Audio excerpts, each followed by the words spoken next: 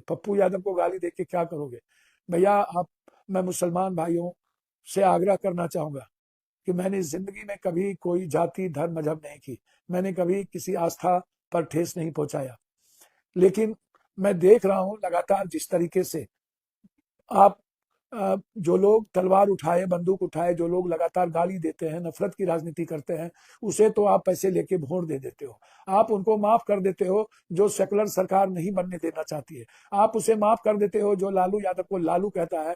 OBC साहब, मैं आपके पिता को, मेरे साथ वालिद आपके थे, मैं उनको अपना बड़ा पिता और गार्जियन मानता था, मैं आपको ओबीसी साहब कहता हूं। जब आप पर कोई कमेंट किया किसी भी तरह के, तो मैं आपके सपोर्ट में अपनी वाक्य अपने संदर्भ मैंने बातें कही, लेकिन जब राजनीति विचारधारा की होगी और कट्टरपंथ और चरमपंथ की दोनों की बात होगी, तो निश्चित रूप से वहां विचारों की बात कोई भी करेगा। मैं भी एक पार्टी का जिम्मेदार वर्कर होने के नाते, यदि मैंने अमोर में जलील मस्तान जी के बारे में और यह सवाल मैंने कहा कि जो भीड़ थी वो पप्पू यादव, वहां जीतने का कोई सवाल ही नहीं उठता है।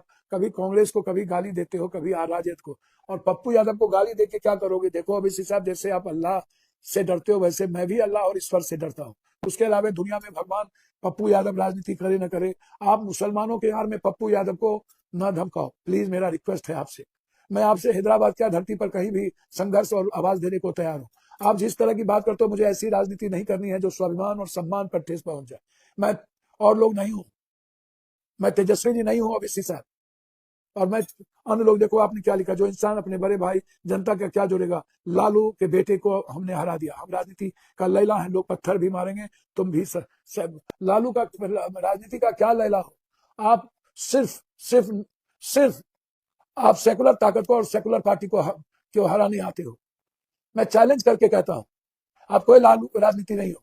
ठीक है, सीमांचल की जनता ने आपको 2-2 बार आपको मदद कर दी, या मदद की कि पीछे से कौन है इसके मैं सब जानता हूं, मैं अभी नहीं बोलूंगा।